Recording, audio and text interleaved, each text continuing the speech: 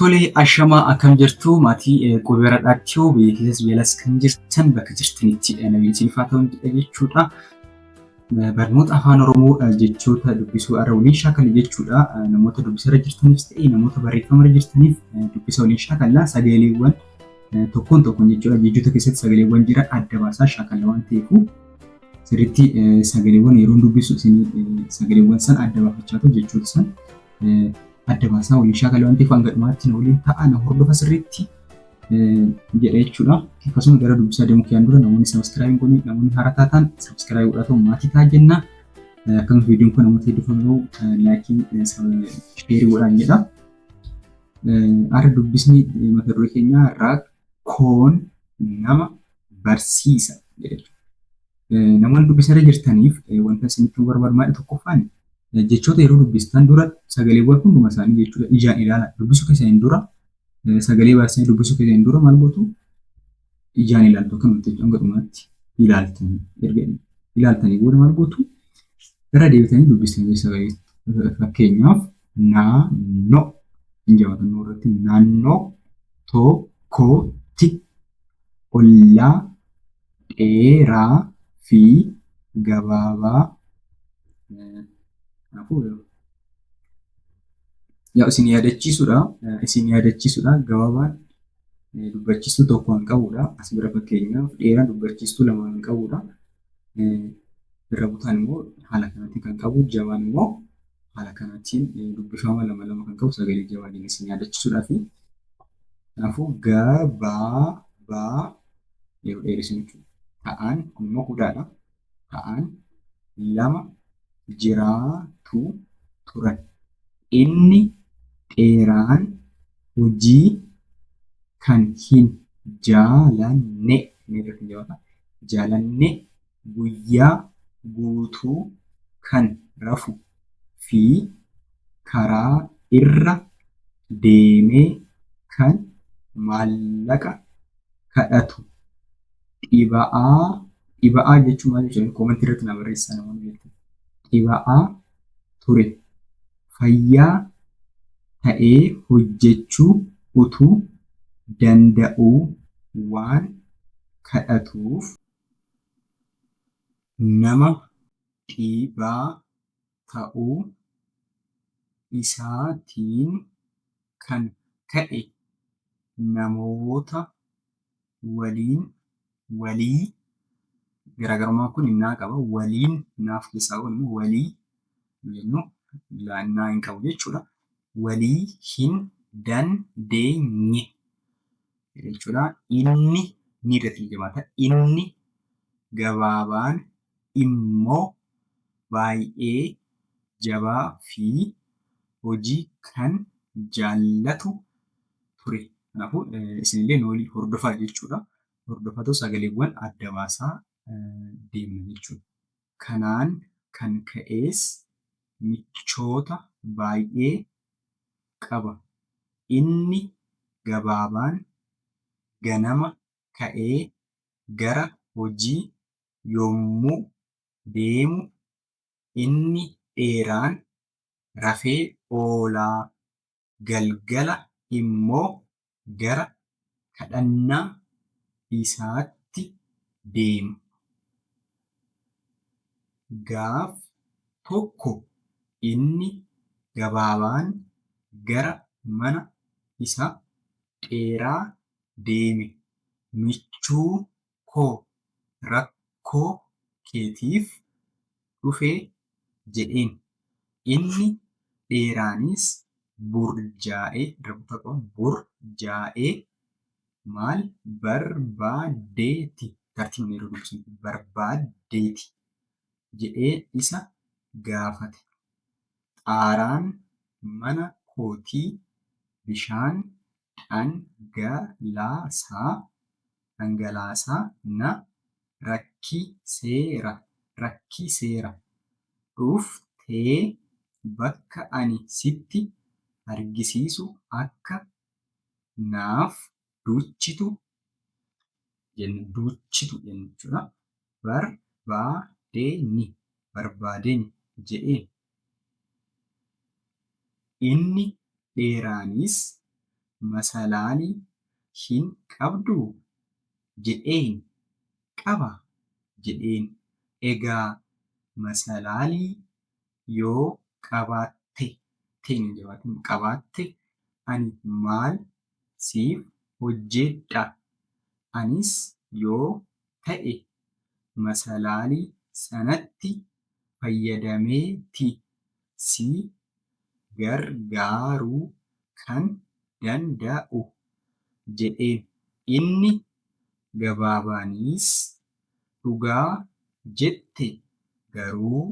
Garuu masalaalliin sun gabaabaa waan ta'eef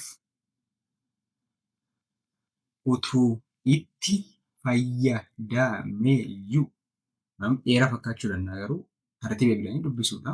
Yeroo shaakaltan jechuudha.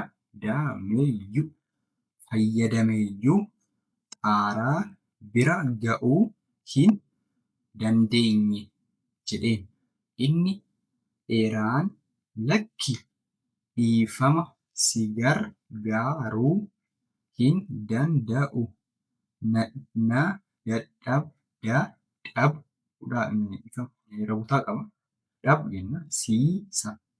dadhabsiisa jedheen.